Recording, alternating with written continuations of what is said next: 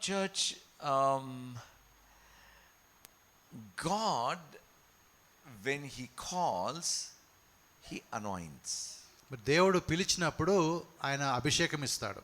You can also say that as you are saved, you are called, and as you are called, you are anointed. కాబట్టి మరి మీరు రక్షించబడినప్పుడు మరి మీరు పిలువబడ్డారు, మీరు పిలువబడినప్పుడు మీరు అభిషేకించబడ్డారు అని చెప్పొచ్చు. This is one important part we all need to understand. ఇది ఒక ప్రాముఖ్యమైన విషయం మనం అందరం కూడా అర్థం చేసుకోవాల్సి ఉన్నది. In the book of Luke chapter 4 verses 18 and 19. లూకా 4:18-19 వచనాలు మనం చూస్తే, This is where Jesus has come from the temptations. మరి ఇక్కడ యేసుప్రభు వారు శోధనలో నుంచి బయటికి వచ్చారు, లేదా ముగించుకొని బయటికి వచ్చారు. Even the temptations is an amazing story. కాబట్టి ఆ యేసుప్రభు ఎదుర్కొన్న శోధనలు కూడా ఒక అద్భుతమైనటువంటి కథగా మనం చూడొచ్చు. Before the temptations, nobody knew Jesus. కాబట్టి శోధనలకు ముందుగా యేసుప్రభు గురించి ఎవరికీ తెలియదు. He was one amongst many. చాలా మందిలో ఆయన ఒక్కడిగా ఉన్నాడు. But it was John the Baptist, he recognized Jesus. కానీ మరి బాప్తిసం ఇచ్చే యోహాను యేసుప్రభుని గుర్తించాడు. Why did he recognize Jesus at that very time? ఆ సమయంలోనే ఎందుకు బాప్తిసం ఇచ్చే యోహాను యేసుప్రభుని గుర్తించాడు? Because that was the right time. ఎందుకంటే అది సరైనటువంటి సమయం కాబట్టి. But as he recognized that this is the Lamb of God who takes away the sin of the world. కాబట్టి ఎప్పుడైతే ఆయన ఈ విషయాన్ని గుర్తించానగా ఇగో లోక పాపాలు మోసుకొని పోయే దేవుని గొర్రెపిల్ల ఈయనే అని గుర్తించాడో, everything began to change. అన్ని కూడా అక్కడ మార్పులన్నీ కూడా వస్తూ ఉన్నాయి. అప్పుడు now I want you to imagine this. ఈ విధంగా మీరు ఊహించాలని నేను కోరుతున్నాను. Jesus standing amongst many people. చాలా మంది మధ్యలో యేసుప్రభు నిలబడి ఉన్నారు. Nobody knew who he is. Means they might have known Jesus, but they know that they did not know he is the Christ. కాబట్టి మరి చాలా మందికి ఆయన తెలియదు, అంటే ఆయన ఎవరో తెలుసు కానీ ఆయన క్రీస్తు అనే విషయం వారికి తెలియదు. See, what is the meaning of Jesus? మరి యేసు అనే మాటకు అర్థం ఏంటి? Savior. రక్షకుడు అని అర్థం. Correct? Jesus was a common name. కాబట్టి యేసు అనే పేరు ఒక మామూలుగా సాధారణంగా అందరికీ ఉండే పేరు. But what is the specific significance of this Jesus? కాబట్టి ఈ యొక్క యేసుకున్నటువంటి ఒక ప్రత్యేకమైనటువంటి గుర్తింపు ఉంది. అదేంటది? He is the Christ. ఆయన క్రీస్తు అయినాడు. What does Christ mean? క్రీస్తు అనే మాటకు అర్థం ఏంటి? Anointed. ఆయన అభిషిక్తుడు అని అర్థం. This is anointed Jesus. That's what it means by saying Jesus Christ. కాబట్టి యేసు క్రీస్తు అన్నప్పుడు ఈ యేసు అభిషేకించబడినవాడు అని అర్థం. He was one amongst many Jesuses. కాబట్టి అక్కడ యేసు అనే పేరుతో పిలువబడే అనేకుల మధ్యలో ఆయన ఒకడుగా ఉన్నాడు. But he was the only one who was the anointed Jesus. కానీ ఈయన మాత్రమే మరి అభిషేకము పొందిన యేసుగా ఉన్నాడు. What was he anointed for?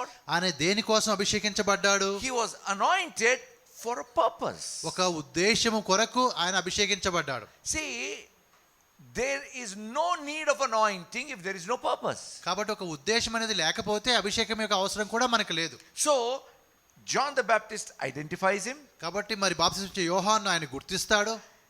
Jesus submits. మరి యేసుప్రభు వారు దానికి మరి విధేయత చూపుతాడు. He is baptized. ఆయన బాప్తిసం తీసుకుంటాడు.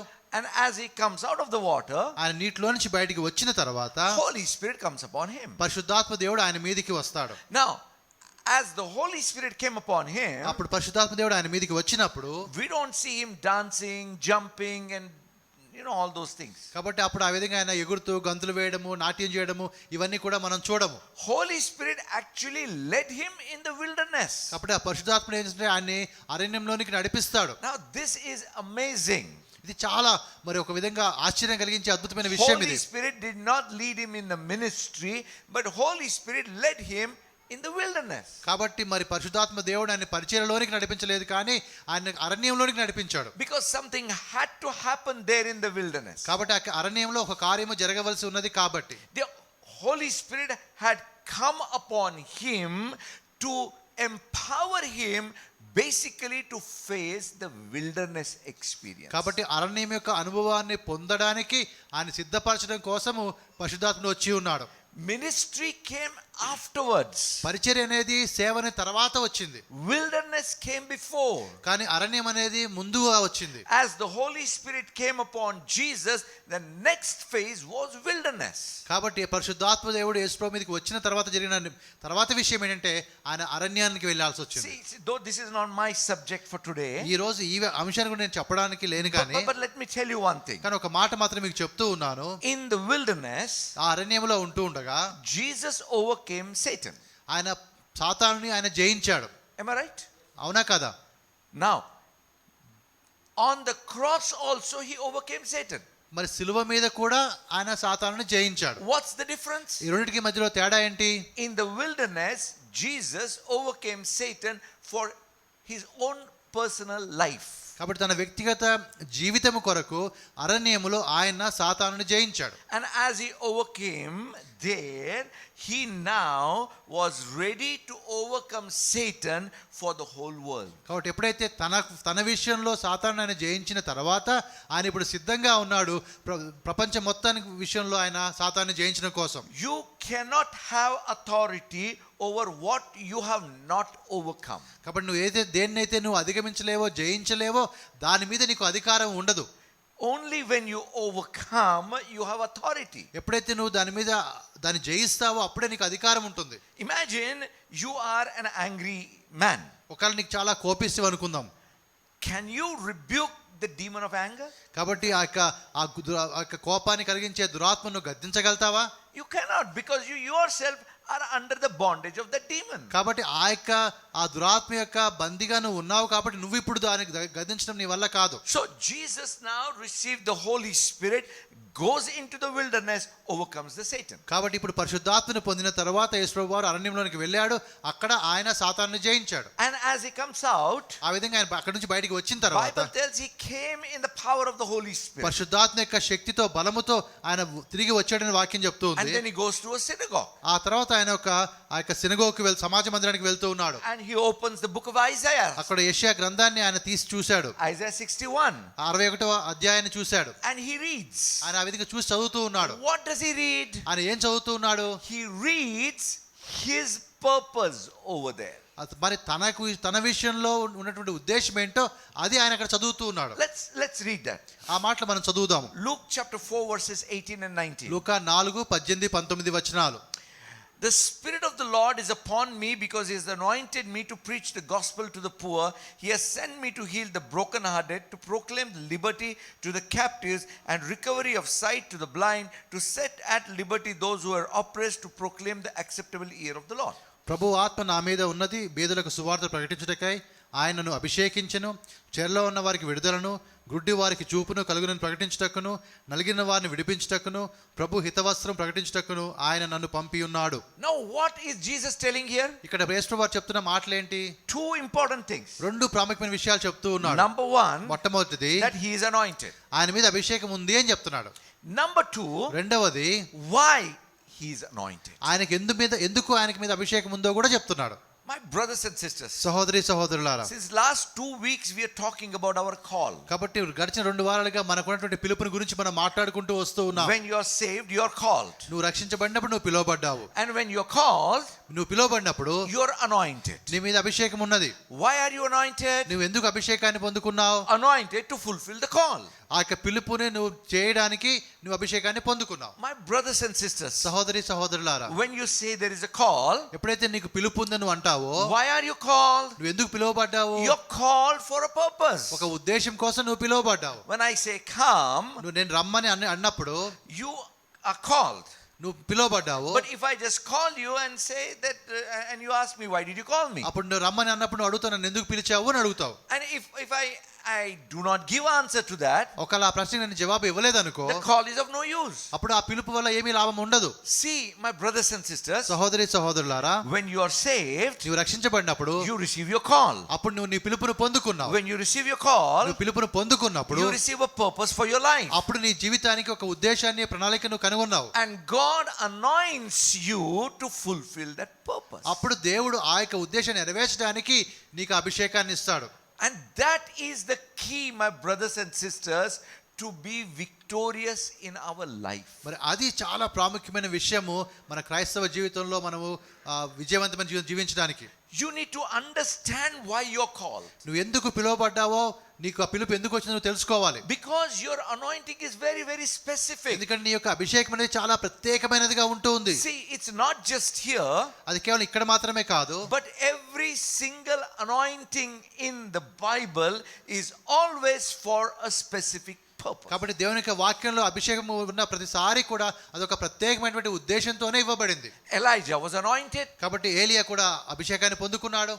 Anointed to do what? ఆయన ఎందుకోసం అభిషేకాన్ని పొందుకున్నాడు? ఏ పని చేయడం కోసం? Anointed to be a prophet, right? ఆయన ఒక ప్రవక్తగా ఉండడానికి అభిషేకాన్ని పొందుకున్నాడు. David was anointed. దావీదు కూడా అభిషేకాన్ని పొందుకున్నాడు. But David was not anointed. Though he prophesied, David was anointed to be a king. కాబట్టి ఆయన ప్రవచనాలు చెప్పినా కూడా మరి దావీదు మాత్రం ఒక రాజుగా ఉండడానికి అభిషేకాన్ని పొందుకున్నాడు. See, Elijah never killed Goliath. కాబట్టి ఏలియా ఇప్పుడు కూడా గొలియాతును చంపలేదు. But David killed Goliath. కానీ దావీదు గొలియాతును చంపాడు. But David did not ever bring fire from heaven. కానీ దావీదు ఎప్పుడు కూడా ఆకాశం నుండి అగ్నిని భూమి మీదకి రప్పించలేదు. You see, both were anointed by the same spirit. ఒకే ఆత్మ ద్వారా ఇద్దరు కూడా ఆ యొక్క అభిషేకాన్ని పొందుకున్న వారుగా ఉన్నారు. But both were anointed for a different purpose. కానీ ఇద్దరు కూడా వేరు వేరు ఆ యొక్క ఉద్దేశాలతో వారు అభిషేకాన్ని పొందుకున్నారు. See, even King Saul was anointed to be a king. కాబట్టి మరి సౌలు రాజు కూడా ఒక అభిషేకాన్ని పొందుకున్నాడు రాజుగా ఉండడం కోసం. But problem came in his life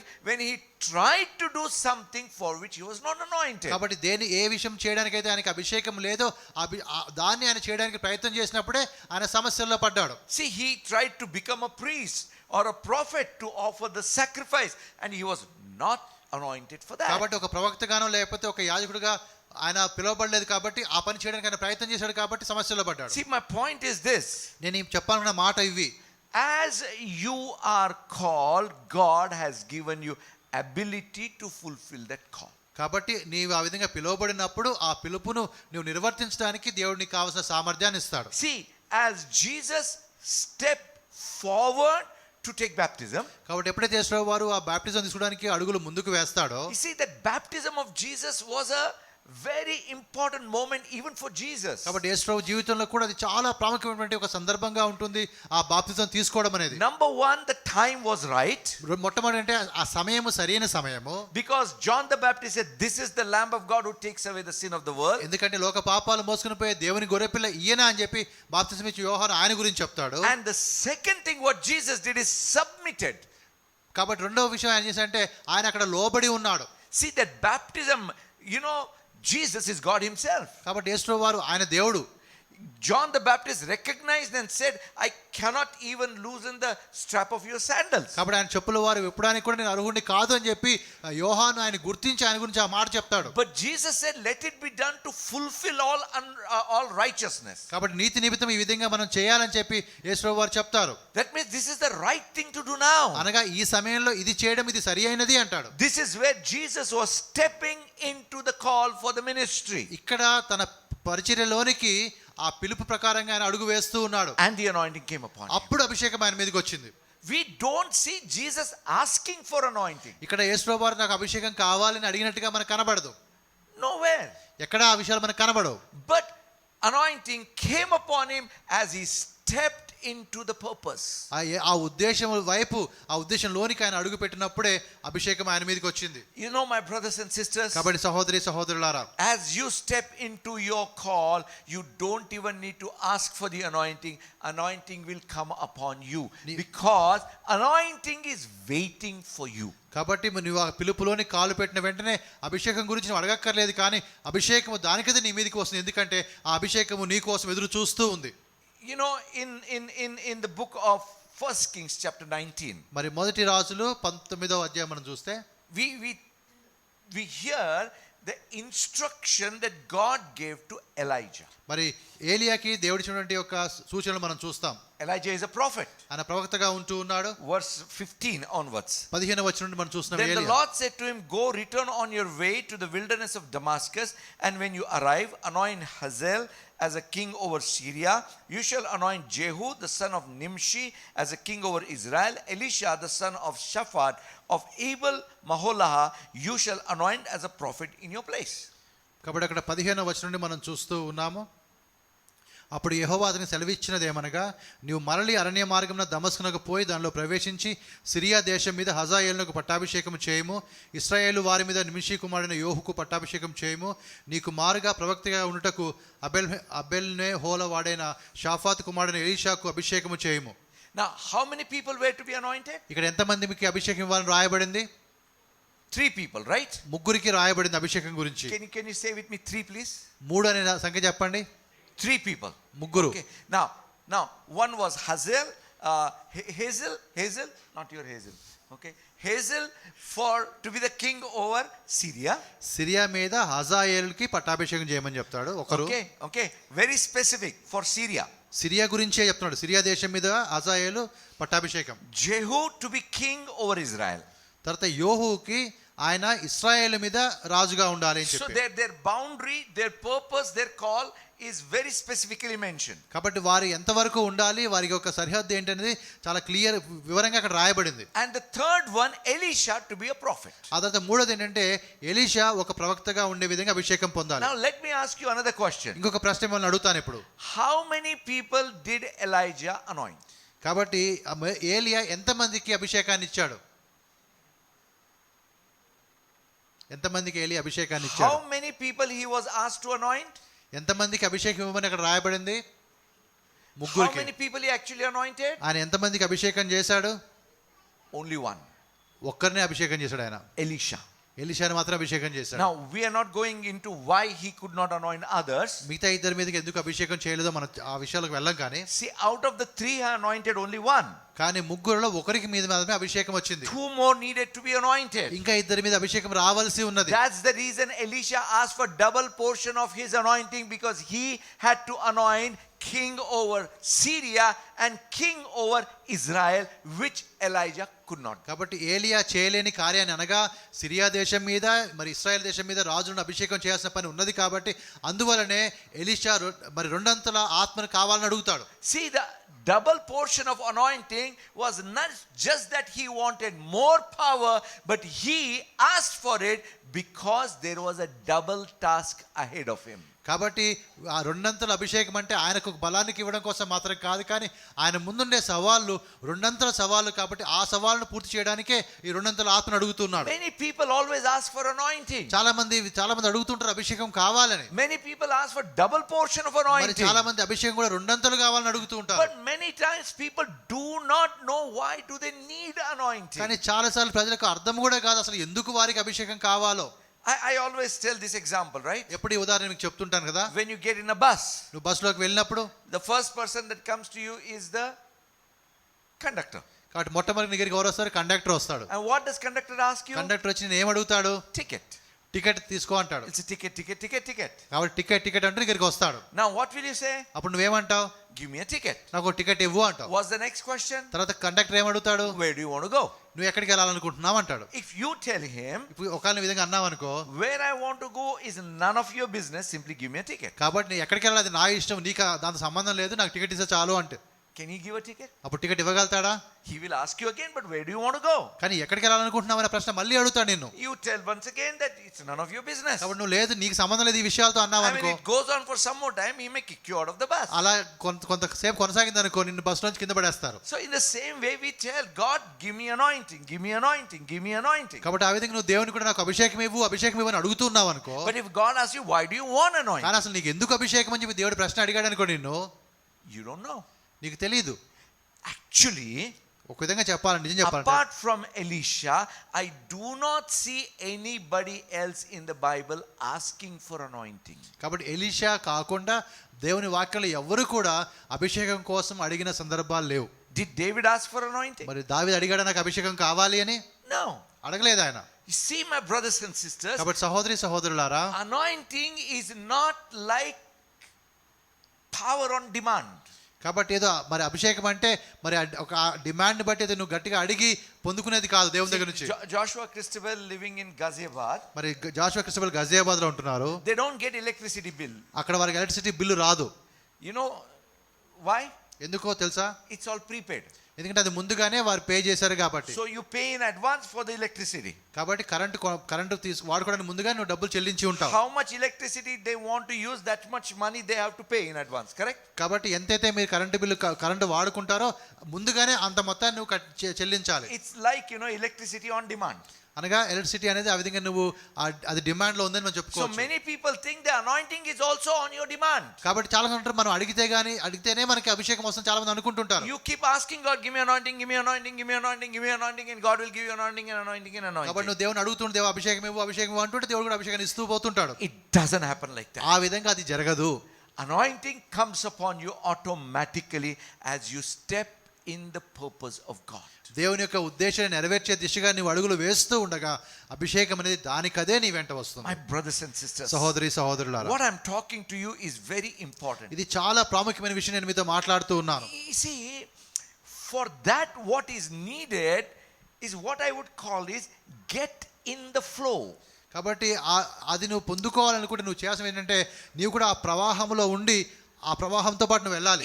In the book of Ezekiel chapter 47, మరి ఎజెకియల్ 47వ అధ్యాయం మనం చూస్తే Bible talks about the river flowing from the throne of God. దేవుని యొక్క సింహాసనం దగ్గర నుంచి ప్రవహించే ఒక నది గురించి దేవుని వాక్యం చెప్తూ ఉంది. Angel brings Ezekiel to that river. మరి దేవుని యొక్క దూత ఎజెకియల్ని ఆ యొక్క నది దగ్గరికి తీసుకుని వస్తూ ఉంది. First he is at the bank of the river. మొట్టమొదటిగా ఆ యొక్క నది ఒడ్డున నిలబడి ఉంటాడు. And then he steps inside little more. తర్వాత కొంచెం అడుగులు ముందుకు వేస్తాడు. Ankle length water. ఆ తర్వాత మరి మోకాల వరకు నీళ్ళు వస్తాయి. He goes a little deeper. ఇంకా కొంచెం లోతుగా వెళ్తాడు. Knee length water. దాదాపుగా అరికాల నుంచి మోకాల వరకు నీళ్ళు వస్తాయి. ఇప్పుడు Then it is waist length water. ఆ తర్వాత నడుము వరకు నీళ్ళు వస్తాయి. I mean probably slowly it is probably even your nose length water. మరి దాదాపు అనుకుంటారు ఆ నీళ్ళు ఆ విధంగా పెరిగి దాదాపుగా ముక్కు వరకు వచ్చి ఉంటాయి అనుకుంటున్నాను. But the angel is taking him to a place where he can walk no more. కాబట్టి దేవుని యొక్క దూత ఆయన తీసుకుని వెళ్తుంది ఎక్కడంటే ఆయనకి నడవాల్సిన అవసరం లేని ఆ ప్రదేశానికి. Angel takes him to that place in the river where he has to submit to the flow of the river. కాబట్టి ఆ విధంగా నడుచుకుంటూ వెళ్తున్నాడు. దేవునికి దూత ఎంతవరకు తీసుకుని వెళ్తాడంటే ఆ యొక్క నీటి యొక్క ప్రవాహానికి లోబడే విధంగా అక్కడ వరకు ఆయన తీసుకుని వెళ్తాడు. You need to become part of the flow of the river of God. ఆ దేవుని యొక్క నది యొక్క ప్రవాహములో నీవు ఒక భాగం అవ్వాలి. See, the river is flowing. మరి నది అయితే ప్రవహిస్తూ ఉంది. Now think about it as a plan of God. కాబట్టి దేవుని యొక్క ప్రణాళిక ఈ విధంగా మనం అనుకుందాం. The plan of God is moving forward. దేవుని యొక్క ప్రణాళిక అది ముందుకు కొనసాగుతూ ఉంది. You can watch from outside. నువ్వు దూరం నుంచి దాన్ని You can watch from outside or you can get inside. కాబట్టి నువ్వు ఆ యొక్క నీటి బయట ఉండి నువ్వు చూడొచ్చు లేదా నువ్వు నీటిలోనికి వెళ్ళొచ్చు. My brothers and sisters, సహోదరులారా, but how much to get in the water is also in your hands. కాబట్టి ఎంతవరకు నీటిలోనికి వెళ్తావు అన్నది కూడా నీ మీదే ఆధారపడి ఉంది. You see, for example, our service, church service. కాబట్టి మన ఆరాధన సమయం అనుకుందాము. Now even church service, I believe it's like a flow of a river. కాబట్టి మనకి ఆరాధన సమయం కూడా అదొక నది ప్రవహించే ప్రవాహం లాగా ఉంటుంది. You can decide how much you want to get inside. కాబట్టి ఎంతవరకు నువ్వు అడుగులు వేస్తావనేది నువ్వు నిర్ణయించుకో. Whether ankle length or knee length or waist length, or allow yourself to be carried by the Spirit of God as you come to the church. కాబట్టి అది ఒక అరికాల వరక మోకాల వరక నడుము వరక లేకపోతే ఆ విధంగా పూర్తిగా ఈ యొక్క నువ్వు పూర్తిగా మునిగిపోయేంత వరకు అనగా అక్కడ దేవుడిని నడిపించే విధంగా నువ్వు ముందుకు వెళ్తావా అన్నది. Now you see, for example, when you come to the church and forget yourself, allowing to flow in the river, your blessing will be different. కాబట్టి నువ్వు దేవుని ఆలయానికి వచ్చినప్పుడు నువ్వు మర్చిపోయి దేవుని యొక్క ప్రవాహంలో దేవుడు నడిపిస్తుండగా ఆ ప్రవాహంలో నువ్వు ముందుకు వెళ్ళినప్పుడు నీ జీవితంలో నువ్వు వేరుగా ఉంటావు. Or you can be just outside, just watch it, or just see, that is why it is important that you are here in the church from the beginning till the end. కాబట్టి ఆ విధంగా నువ్వు దూరం నుంచి చూస్తూ కూడా ఉండొచ్చు. కాబట్టి ఎంత ప్రాముఖ్యం అంటే ఆరాధన మొదటి నుంచి చివరి వరకు నువ్వు ఉండడం అనేది చాలా ప్రాముఖ్యమైన విషయం. You see, for example, ఒక ఉదాహరణ మీకు చెప్తాను. Now the service is flowing. ఇప్పుడు ఈ విధంగా ఆరాధన జరుగుతూ ఉంది. Worship is flowing. ఆరాధన జరుగుతూ ఉంది ఇక్కడ. If you allow yourself to be disturbed because of anything, you are actually falling outside the flow. కాబట్టి ఆ విధంగా ఆ ప్రవాహంలాగా కార్యక్రమం ఇక్కడ జరుగుతూ ఉండగా నీవు ఏదో కారణం వల్ల బయటికి పంపించుకున్నారైతే ఆ విధంగా దాంట్లో నువ్వు బయటికి వచ్చినా కూడా అప్పుడు ఆ ప్రవాహంలో నువ్వు ఉండవు. You see, as the purpose of God in my life, so will be the anointing of God in my life. కాబట్టి నా జీవితంలో దేవుని యొక్క ఉద్దేశం ఎలా ఉంటుందో దానిని బట్టి అభిషేకం కూడా ఉంటుంది. As the purpose of God in my brother's life, so will be the anointing of God in his life. కాబట్టి నా సహోదరుడి జీవితంలో కూడా దేవుని యొక్క ఉద్దేశాన్ని బట్టే ఆయన మీద ఉండే అభిషేకం కూడా ఉంటుంది. I can't be like him, he can't be like me. ఆయన నాలాగా ఉండలేడు, నేను ఆయనలాగా ఉండలేను.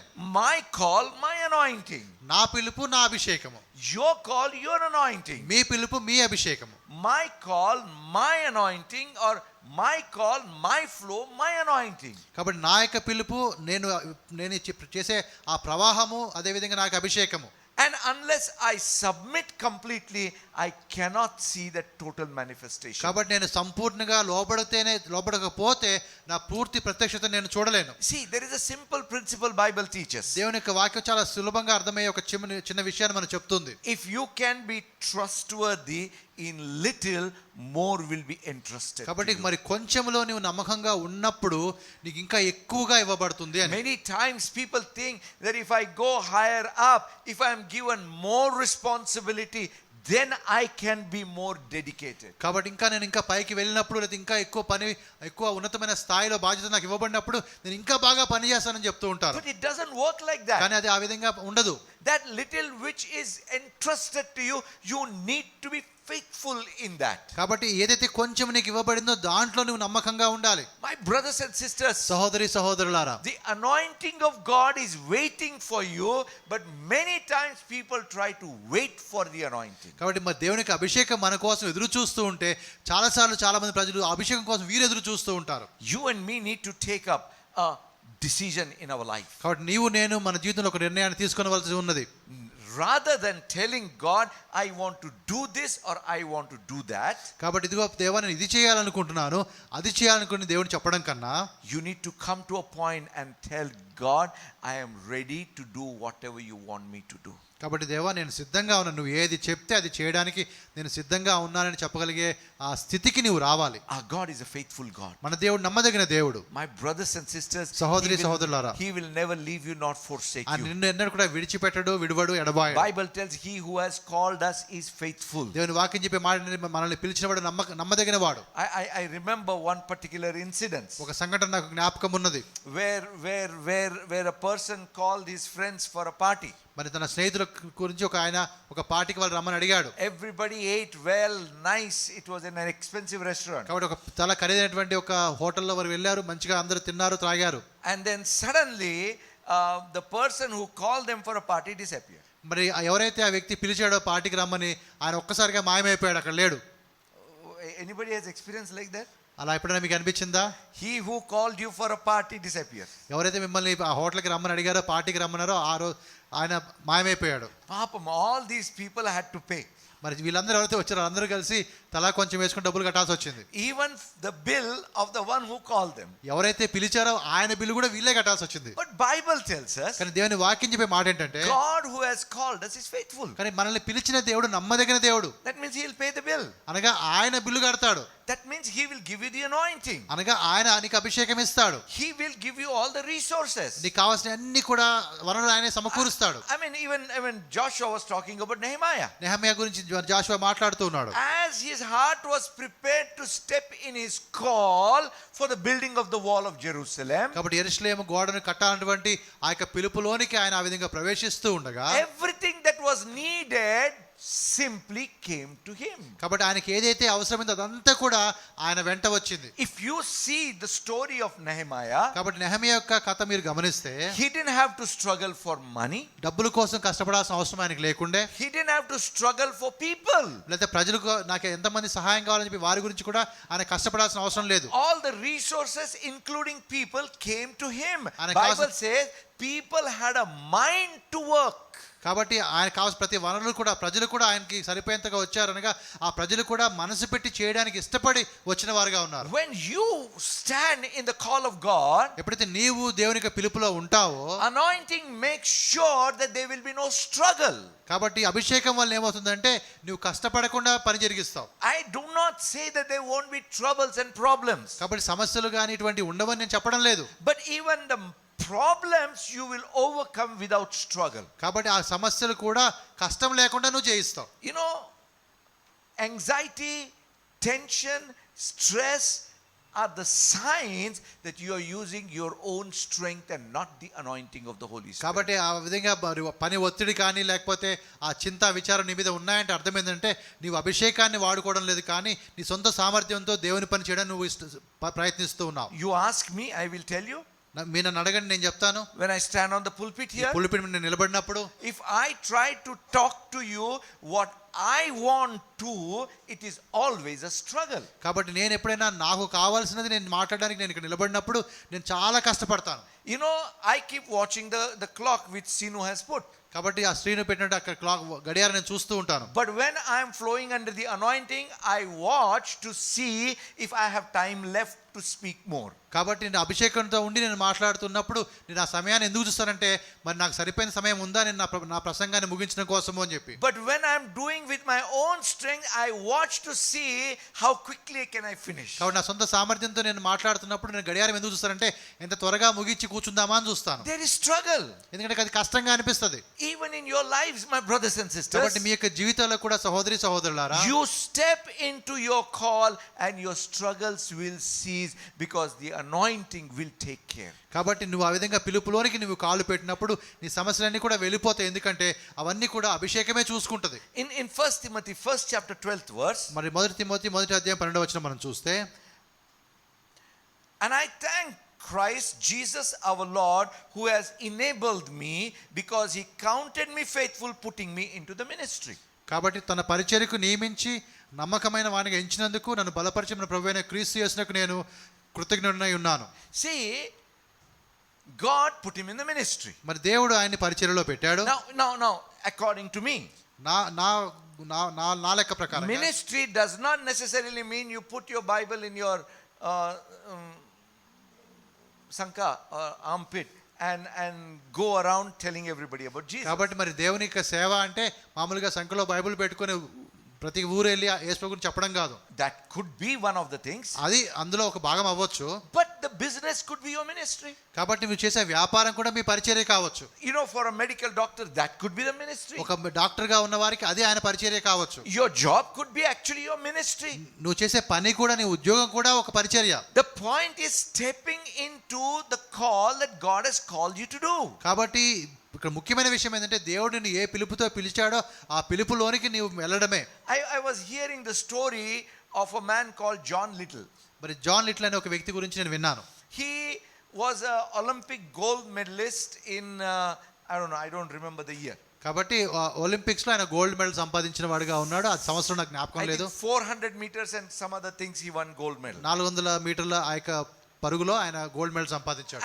And he used to practice every day. ఆయన ప్రతిరోజు కూడా బాగా ప్రాక్టీస్ చేసేవాడు. So one day his sister asked him, ఒక రోజు ఆయన సహోదరి ఆయన అడిగింది, John, how long are you going to run? కాబట్టి మరి జాన్ ఎంతవరకు నువ్వు పరిగెత్తావు, ఎంతకాలం పరిగెత్తావు? You know what he answered her? ఆయన చెప్పిన మాట ఏంటో తెలుసా? జవాబు, he said, sister, every time I run I feel the pleasure of God. కాబట్టి సహోదరి పరిగెత్తిన ప్రతిసారి కూడా ఆ దేవుని యొక్క సంతోషం నాకు కలుగుతుంది అని చెప్పాడు. You know what I understood? అప్పుడు నాకేమర్థమైందో తెలుసా? He was telling God has called me to be an athlete and when I put my efforts in it I feel God is pleased. కాబట్టి నేను విధంగా అంటున్నానగా దేవుడు నన్ను ఒక పరుగు పెట్టేవాడుగా నన్ను పిలిచాడు. కాబట్టి నేను పరిగెత్తిన ప్రతిసారి కూడా నేను దేవుడిని సంతోషపెట్టేవాడిగా ఉన్నాను.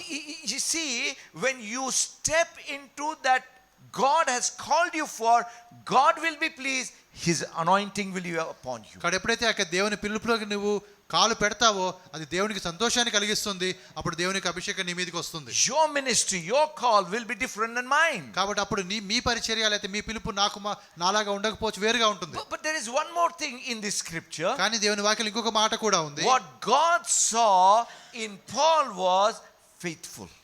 కానీ ఇక్కడ పౌలులో దేవుడు గమనించిన విషయం ఏంటంటే ఆయన నమ్మకమైన వాడు అని గమనించాడు. He said, God saw I was faithful. మరి పౌలు చెప్తున్న మాట అంటే దేవుడు నన్ను నమ్మకమైన వాడిగా ఎంచాడు. What does God see in you? మరి దేవుడు నీలో ఏం చూస్తున్నాడు? Is God seeing you faithful? దేవుడు నీలో ఒక నమ్మకత్వాన్ని చూస్తున్నాడా? With the little work that God has given to you, does he see you faithful? కాబట్టి ఆ చిన్న పని ఏదైతే దేవుడు నీకు అప్పగించాడో ఆ పనిలో దేవుడు నిన్ను ఒక నమ్మకమైన వ్యక్తిగా చూస్తున్నాడా? And he says, as that faithfulness was seen, God enabled me, or God gave me ability. కాబట్టి ఆ యొక్క నమ్మకత్వాన్ని చూసినప్పుడు దేవుడు నన్ను బలపరిచాడు.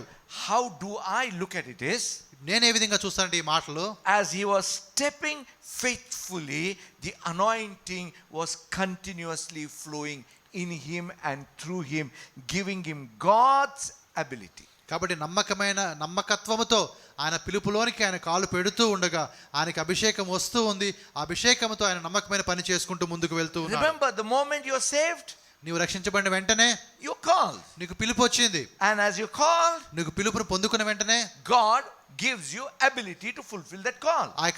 ఆ పిలుపుని చేయడానికి కావాల్సిన సామర్థ్యం దేవుడే ఇస్తాడు. And Bible tells the calling of God and the gifting of God are irrevocable. That means they cannot be reversed. కాబట్టి దేవుడు పిలిచిన పిలుపు కావచ్చు, లేకపోతే ఆ పిలుపుని చేయడానికి కావాల్సినటువంటి ఆ యొక్క వరాలు కావచ్చు, ఏవి కూడా దేవుడు వెనక్కి తీసుకోడు.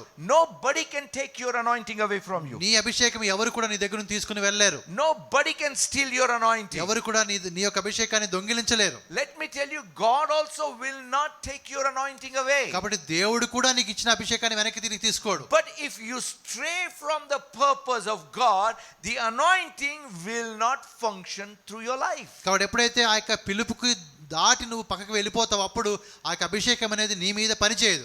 You see, think about Samson. మరి సంసోను గురించి మీరు ఆలోచించండి. Samson was anointed.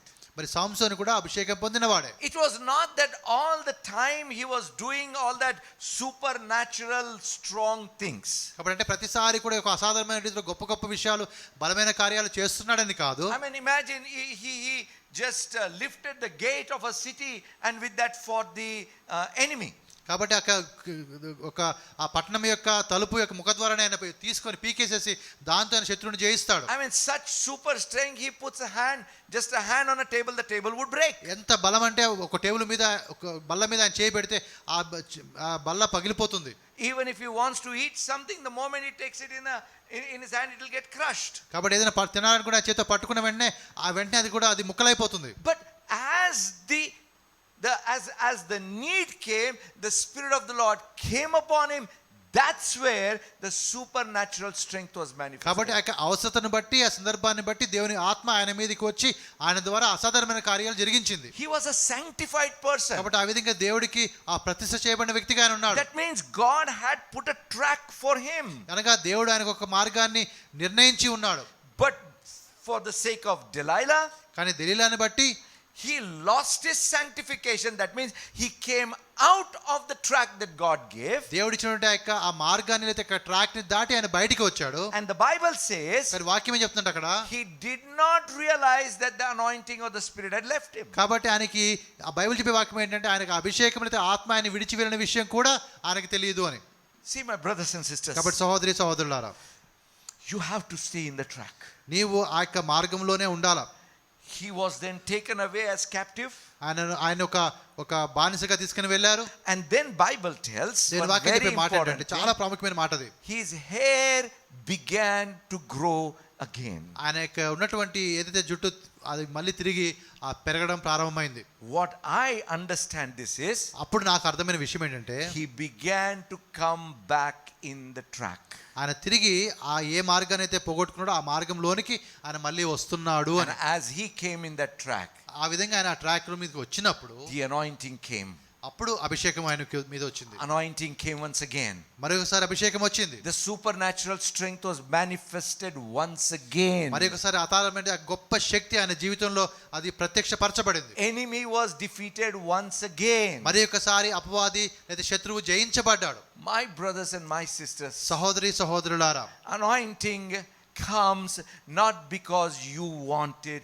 Anointing comes because God wants from you your dedication. కాబట్టి మరి అభిషేకం అనేది ఏదో నీవు కోరుకుంటే నీకు వచ్చేది కాదు, కానీ అది దేవుడు కోరుకున్నది. కాబట్టి నీ యొక్క ఆ యొక్క డెడికేషన్ బట్టి లేదా నీవు ఏ విధంగా నువ్వు దేవునికి అప్పగించుకుంటావో దాన్ని బట్టి అది నీకు అందుబాటులో ఉంటుంది. Don't get out of your track. ఎప్పుడు కూడా మీ మార్గాన్ని తప్పి మీరు వెళ్ళకండి. Stay there, my brothers and sisters. ఆ మార్గంలోనే మీరు ఉండండి సహోదరి సహోదరులారా. Because the anointing of God will not work beyond the purpose. కాబట్టి దేవునికి అభిషేకం ఎన్నడూ కూడా ఆయన యొక్క ఉద్దేశాన్ని దాటి పని చేయదు. Jesus knew why he came. ఎందుకంటే యేసు వారికి తెలుసు ఆయన ఎందుకు వచ్చాడు. That's why he continuously moved under that anointing. కాబట్టి అభిషేకం కిందనే దాన్ని బట్టి ఆయన కొనసాగాడు లేకపోతే ముందుకు నడిచాడు. People tried to make him a king. ఆయన రాజుగా చేయాలని ప్రజలు అనుకున్నారు. But that was going beyond his purpose. కానీ అది ఆయన యొక్క ఉద్దేశాన్ని దాటి అది జరిగే కార్యంగా He చూశాడు. resisted that. He said, I don't want to. కాబట్టి అది నాకు వద్దు అన్నాడు. దాన్ని ఆయన ఎదిరించాడు. I'm not here to do what you want. I'm here to do what God wants. కాబట్టి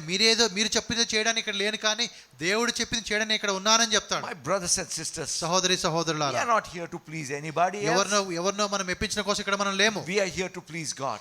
దేవుణ్ణి మెప్పించడం కోసం మనం ఇక్కడ ఉన్నాం. You know one thing, once my wife was telling me, మరి ఒక రోజు నా భార్య ఈ విధంగా చెప్తూ వచ్చింది. that really blessed me. అది నాకు చాలా ఆశీర్వాదకరంగా అనిపించింది. That many times people tell, I give my heart to you, especially in that romantic this thing, they'll say, I'll give my heart to you. ముఖ్యంగా ప్రేమలో ఉన్న వాళ్ళు ఈ విధంగా మాట నా హృదయాన్ని నీకు ఇచ్చాను, నా మనసు నీకు ఇచ్చానని చెప్తారు. But Bible tells, కానీ దేవుని వాక్యం చెప్పే మాట ఏంటంటే we give our heart to God and God alone. మన హృదయం అనేది మన మనసు మన దేవునికే ఇస్తాము. దేవుని తప్ప ఇంకెవరికి ఇవ్వము. If you are a believer, you do not have a heart to give to anyone else. కాబట్టి ఒక విశ్వాసం అయితే నీ వేరే వాళ్ళకి ఇవ్వడానికి నీకు హృదయం లేదు. It is God alone. ఎందుకంటే దేవునికే ఇవ్వాల్సిన హృదయం అది. We please him alone. ఆయన మాత్రమే మనం మెప్పిస్తాము. We are here to fulfill his purpose alone. ఆయన యొక్క ఉద్దేశం నెరవేర్చడం కోసమే మనం ఇక్కడ ఉన్నాం. You think about Moses. మోషే గురించి మీరు ఆలోచించండి. When he comes back from meeting God at Mount Sinai, మరి సినాయి కొండ మీద దేవుని కలిసిన తర్వాత తిరిగి ఆయన వచ్చినప్పుడు he is a different man. ఆయన పూర్తిగా మారిపోయిన వ్యక్తిగా ఉన్నాడు. Because everywhere he goes, there is a supernatural manifestation of God's power. దేవుని యొక్క శక్తి ఆయన ఎక్కడికి వెళ్ళినా కూడా ఆయన యందు ప్రత్యక్షపరచబడుతూ ఉంది. Anointing of Holy Spirit upon him. పరిశుద్ధాత్మ యొక్క అభిషేకం ఆయన మీద ఉన్నది. In the same way you will experience in your life if you come under that anointing. కాబట్టి అదే అనుభవం నీకు కూడా వస్తుంది ఎప్పుడైతే నీవు ఆ అభిషేకం క్రిందికి వస్తావో. And coming under the anointing is as simple as this, telling God, not my will but yours be done. కాబట్టి అభిషేకం కిందికి రావాలి అంటే అది చాలా సులువు. దేవా తండ్రి నా చిత్తము కాదు నీ చిత్తమే జరుగును గాక అని. I like this scripture in 1 John 2:27. మరి మొదటి యోహాను 2:27 ఉన్న మాట నాకు చాలా ఇష్టమైన మాట. The anointing which you have received abides in you. మీరు ఏదైతే అభిషేకాన్ని పొందుకున్నారో ఆ అభిషేకం మీ మీద నిలిచి ఉంటుంది. It abides in you. అది మీలో నిలిచి ఉంటుంది. Will not leave and go away. అది మిమ్మల్ని విడిచిపెట్టి వెళ్ళిపోయేది కాదు. Nobody can rob it or snatch it away. ఎవరు కూడా నీ దగ్గర నుంచి దాన్ని తీసివేయలేరు లేదా నీ నుంచి దొంగతనం చేయలేరు. Nobody can stop it. ఎవరు దాన్ని ఆపలేరు. You alone can stop its manifestation. నీవు మాత్రమే ఆ ప్రత్యక్షతను ఆపాలనుకుంటే ఆపగలుగుతావు. You see, my brothers and sisters, కాబట్టి సహోదరి సహోదరులారా, we need to understand the heart of God. కాబట్టి దేవుని యొక్క హృదయాన్ని మనం అర్థం చేసుకోవాలి. The heart of God is always that he waits till we understand his heart and come under that. కాబట్టి దేవుని హృదయం ఎలా ఉంటుందంటే ఆ హృదయాన్ని అర్థం చేసినంత వరకు అది ఆగి అక్కడ నువ్వు వచ్చేంత వరకు అది ఉంటుంది.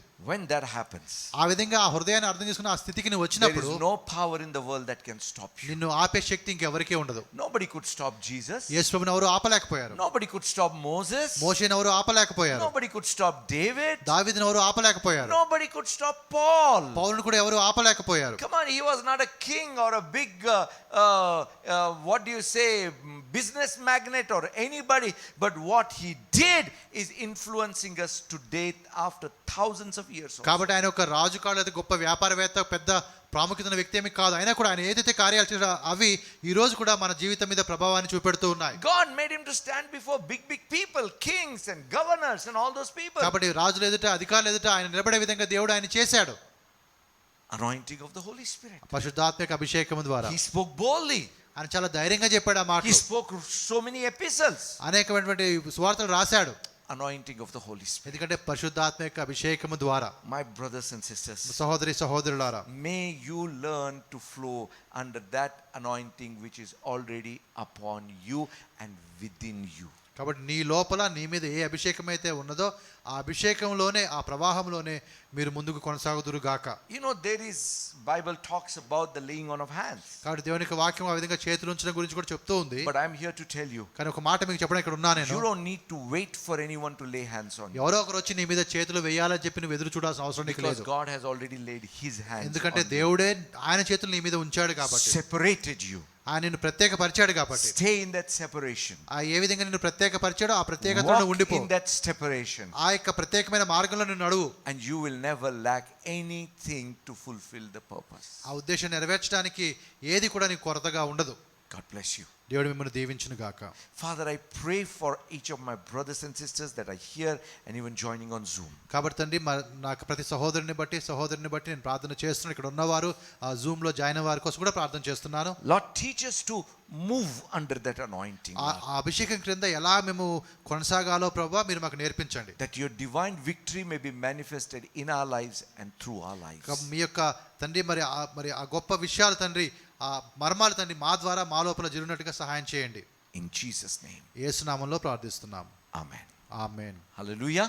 హల్లెలూయా. Let's worship the Lord with a tithe.